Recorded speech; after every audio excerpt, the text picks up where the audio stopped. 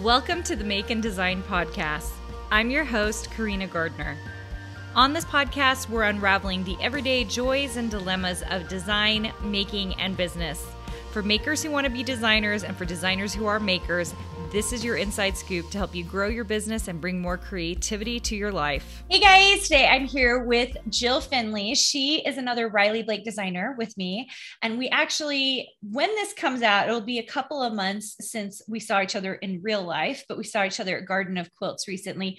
And she actually, we're recording this in October. It's not coming out to November, but she recently got done with this amazing quilt retreat she does. So I thought it'd be so fun to have her on so she could tell us about that. So maybe let's start. Should we start with how did you get started in quilting and sewing and all this stuff? Sure. Carina, thank you so much for asking me. I'm delighted to be here. You're such a fun person. And we had such a great time at Garden of Quilts, didn't we? Hiding the quilts and wandering and stuff. So that was great. But anyway, hey, I have to interject here. You guys, you have to go watch her feed, her Instagram feed. Tell everyone what it is, Jill. Okay, well, look at the reels. And there's a couple of reels with Jerry Robinson and me, just being silly, breaking some rules. They're so good. And I was so surprised by them. Tasha and I had been, you kind of find your partner in crime for something like that. And so Tasha was hanging out with me. And so then when we saw your guys' reels, we're like, dang it, they're so good. Why didn't we do reels like that? I don't know what it is, but every time Jerry and I get together, it's kind of a little bit crazy. They call it shenanigans. We're working on a little project together called Shenanigans. So we'll see what happens with that. So fun. Okay, so did you meet Jerry through, I know this is not us talking about. Through Riley Blake, yeah. You met her through Riley Blake. I knew of her. I mean, she was a famous person, but I didn't know her personally until she came on with the Riley Blake team. She joined Riley Blake about, I don't know, 6 months or a year after me. Not much time passed before she was there. And we just hit it off, because we're both old ladies. So we like that. A lot of the designers at Riley Blake are young and fun. And we're like, oh, we got to make our own fun. So that's where that comes from. You're so funny. Okay. So tell me about how you got started in quilting. Well, I was a sewer my whole adult life, really. I sewed my kids' clothes. I sewed lots of clothing. And then a church group asked me to teach a quilting class. I'm like, okay, I can do that because it's sewing. And I just made it up, pretended I knew what I was doing. And I made up a few patterns and they were successful. So I sold them and I ended up going to market. And then I just really wanted to design fabric. And I just put that out there. And I was absolutely horrible at first. I mean, I really had no idea what I was doing, which is a good thing, because I think if I had known what you're supposed to be doing and what it entails, I would have been intimidated. But okay, whatever. I think ignorance is bliss for sure, because I felt the same way the first time.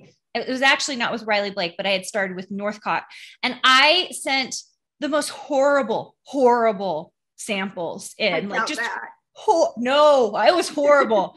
Because I come from paper, right? So I was in scrapbooking. So it was just didn't translate very well. It was it was, and I did the same thing. I mean, I designed for Henry Glass for about 7 years before this, and I was terrible, but they had an art director that helped me, and I'd send stuff in and she'd modify it, help it to be decent. But now I'm doing all my own artwork. And I mean, I always was doing my own artwork, but I couldn't get it onto the computer. Yeah. I didn't know how to get it into Illustrator, but now I do that pretty much myself. And if I can't figure it out, I Google it, and there'll be 100 people that will teach you how to do it. So. It's incredible. Even me, I have tons of free tutorials out there teaching people stuff. So that's I think that's such an awesome way to do it. So, okay. So let's talk about this retreat that you just did. Yeah. I didn't know about these retreats that Jill does. And I'm totally fascinated by them. So we've always had a family retreat and have enjoyed it. And my sister said, why don't we, do this with Jill Lily's studio? I'm like, oh, okay. So we've been doing it about 4 or 5 years. And we have a 4-day retreat. They come on a Tuesday night and they go home Saturday morning. So 3 days of sewing. and we cook all the food. It's delicious. They love it. And then we cut all of their pieces for their kit before they get there. So everything's cut out. They're ready to start sewing. And actually this quilt behind me is the one we did this year at retreat. And it was the only one that I could grab because it was in my sewing machine case. And all the rest of my quilts are still packed in a suitcase. So anyway, I haven't gotten around to that. Wait, do you actually cut out all the blocks for them? Everything. Yeah. Oh, we do all the cutting for them. So when they come, they can sit down and start sewing. So the first night, the ladies came and they started making these little, you see, each block is bordered with this scallopy thing. So they started making these little corner triangles on this. And then the next day we taught applique. And so they were able to glue up a few blocks and get those ready for applique. And then we taught foundation piecing. So that one's foundation piece and this one is. And they just sew and sew and sew. And we teach classes periodically during the day, just have them gather around, and we have a prepared curriculum that we teach so that they feel like they really went home learning something. You know, it's not just go and sew on a project you brought. So it's always a Jill Lily Studio project, and it's usually an exclusive project just for retreats. So I don't release the pattern until after retreats are over for that year. So that same project will be taught at 2 to 4 retreats each year. So wait, okay, so it's the same quilt that you're gonna do. So like if someone was like, I couldn't come to the October one, right, you could find it at another one, possibly. Yeah. So like next year we have one in March, August, September, and October. Okay. So awesome. And these fill up. Like last time I talked to you, they fill up. They do fill up. We have a waiting list. And, you know, things happen, like people register sometimes a year in advance. So, you know, they decide that their daughter's getting married at the same time or whatever. Some things come up and people drop out, and then we pull in people from the waiting list. So it works out great. Except for we were down this year because of the pandemic. We had a couple people not come because of that, but we had a great time. Really, really great. So fun. Okay. So on that quilt behind you, you said you did foundation piecing, you did applique. Yep. And did all the ladies know how to do that, or was it like teaching brand new? No, we're teaching, like some of them are very, very accomplished. Like you'd be blown away. We have a show and tell one night. You'd be amazed at the things they brought. And I'm a little intimidated. I'm like, I'm supposed to teach you something? But they all said, you know, I learned something new. I felt like oh, wow, that was worth it. I learned something, you know. I do a foundation piecing method where you don't have to rip the paper out. You don't sew through the paper, and it works fabulous.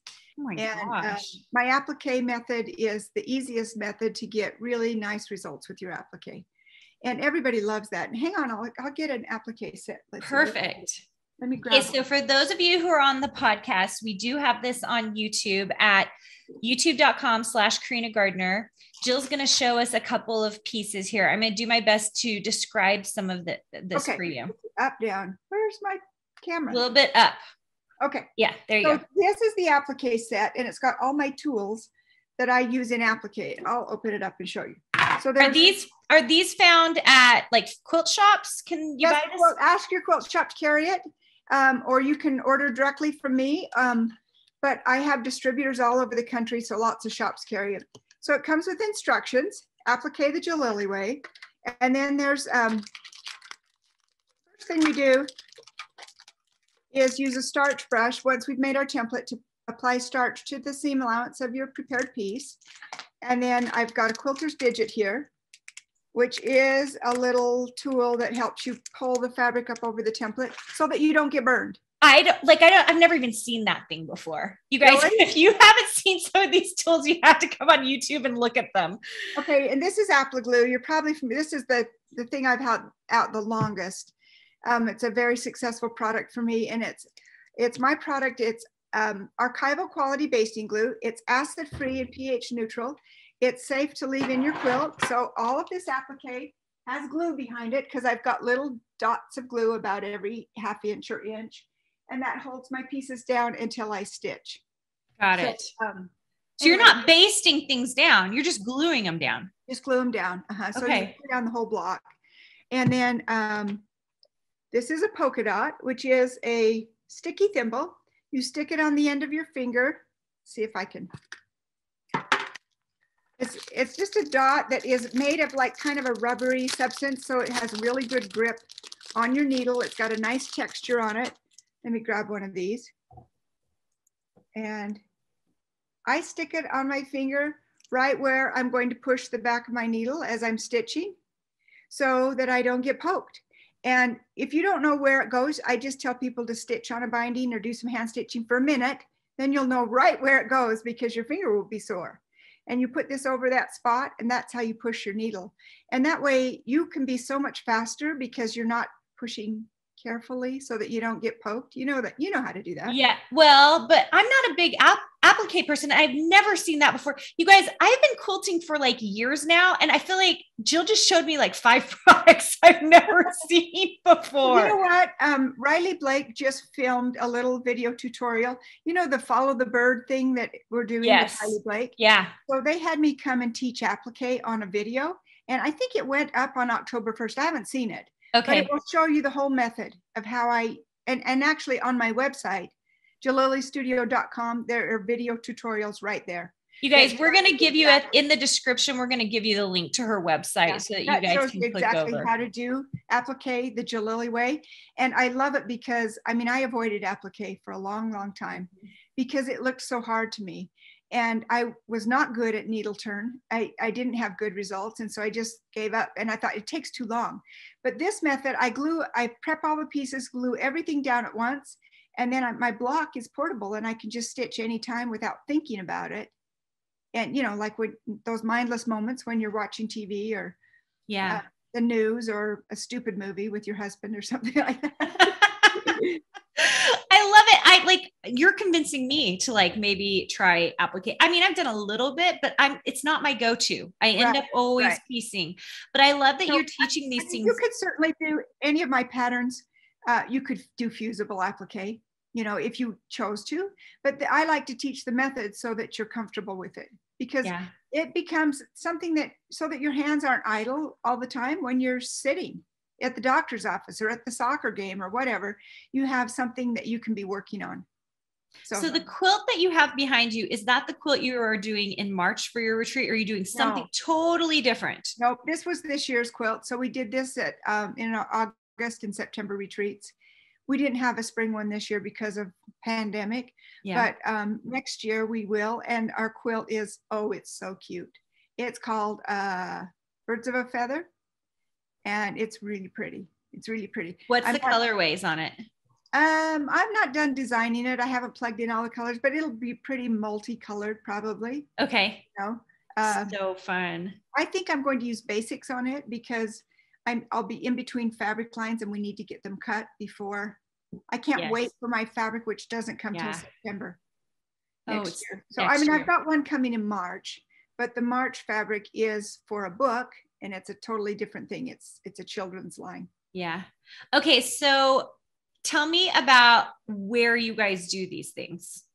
Okay. So in the past, we've gone to a cabin wherever we can find a good rental that will accommodate us.